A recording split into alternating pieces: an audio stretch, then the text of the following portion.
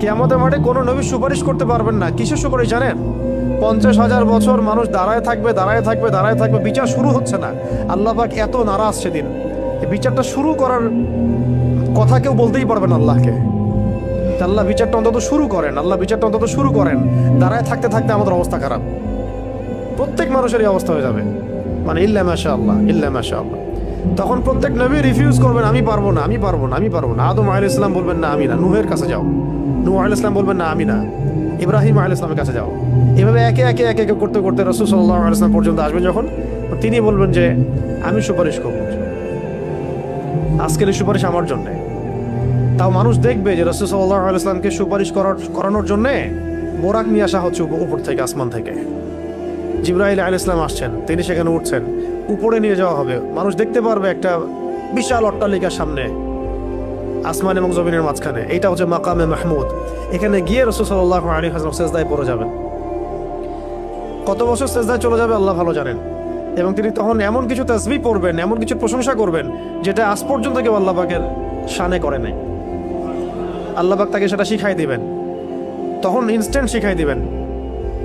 তারপরে তিনি বলবেন, ওঠো আমার হাবিব, তুমি চাও কি চাবা চাও, তোমার দোয়া কবুল করা হবে, তোমার সুপারিশ কবুল করা হবে। তিনি তখন বলবেন, আল্লাহ বিচারটা অন্তত আগে শুরু করেন, আগে বিচারটা অন্তত শুরু করেন। তো আমরা আসলে সত্যি কথা বলতে আমরা চিনতেই পারি নাই যে আমরা কার উম্মাহ। মহামানবকে, একজন মহামানবকে, যিনি আল্লাহ পাকের হাবিব, তাকে এত কষ্ট কেন সহ্য করতে হচ্ছে? কাদের জন্যে? কাদের জন্য তার এত কষ্ট? এইটা যদি আমরা উপলব্ধি করতে পারতাম, তাহলে এই সাতেমদের এগেনস্টে যে আমরা আইনের কথা বলছি, বিদ্রোহ মানে মিছিল মিটিং স্লোগানের কথা বলছি না, এগুলোর প্রয়োজন হতো না। রাষ্ট্র নিজে এগুলো খুঁজে খুঁজে বের করে রেখে দিত। যদি তারা বুঝতো যে নবী সাল্লাল্লাহু আলাইহি ওয়াসাল্লাম কে, তিনি কি করেছেন আমাদের জন্য, তার অবদান কি এই মানবতার মুক্তির দূত হিসেবে। এতটা নিমক হারাম মনে হয় উম্মাহ খুব কমই আছে আসলে বিশ্বের মধ্যে। আমরা যেটা করতেছি আর কি, আল্লাহ পাক মাফ করেন আমাদেরকে। কেন এত কষ্ট তাকে করতে হলো আমাদের জন্যে? তিনি তো মাকামে মাহমুদে যাবেন, জান্নাতুল ফিরদাউসুল আ'লায় যাবেন। তিনি আল্লাহর হাবিব, তার আগেও কোনো গুনাহ নাই, পরেও কোনো গুনাহ নাই।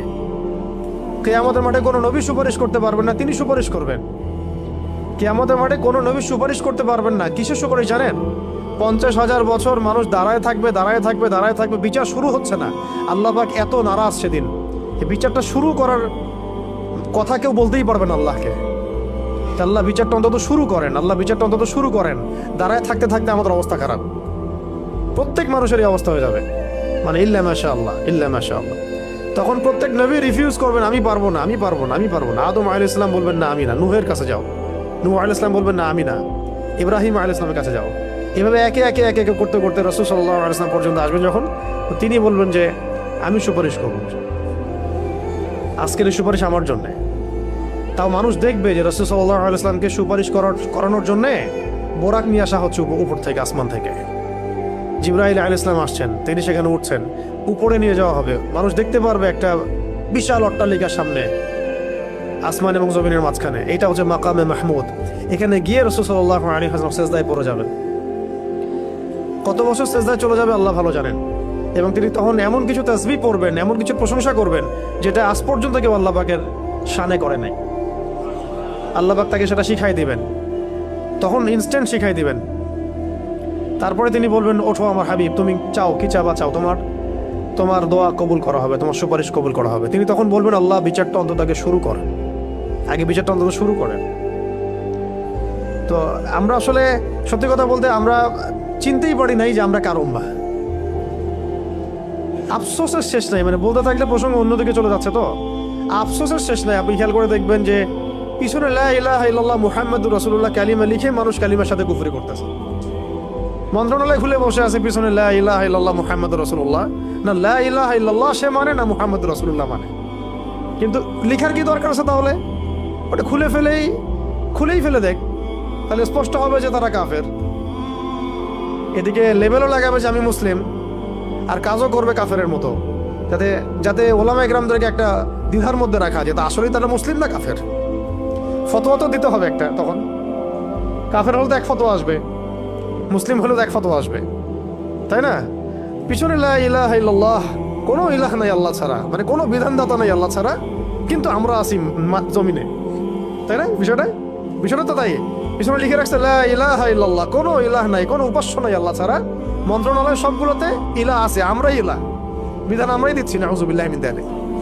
মুহাম্মাদুর রাসূলুল্লাহ মানে মুহাম্মদ সাল্লাল্লাহু আলাইহি ওয়াসাল্লাম ছাড়া কি নাই, কোনো রোল মডেল নাই আমাদের। এক কথায় কোনো রোল মডেল নাই, তিনি আমাদের একমাত্র রোল মডেল, আমাদের উসওয়াতুল হাসানা।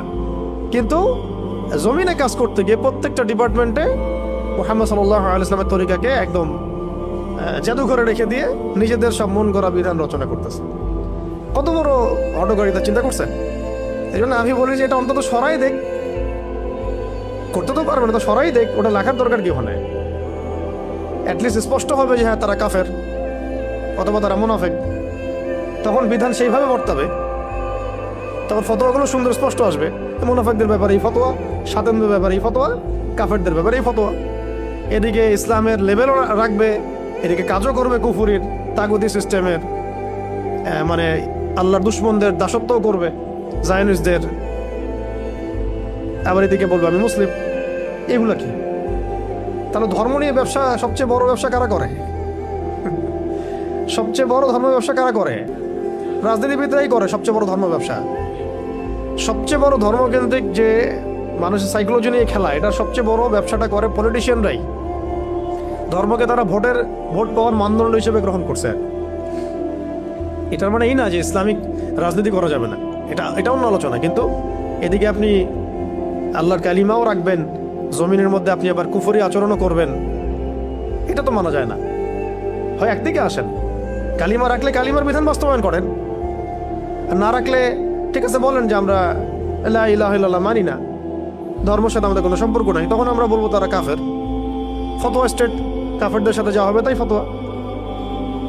তো এই বিষয়গুলো আমাদেরকে খুব খুব পীড়া দেয়। তো যাই হোক, অনেক বেশি হয়তো বলে ফেললাম, আল্লাহ মাফ করেন।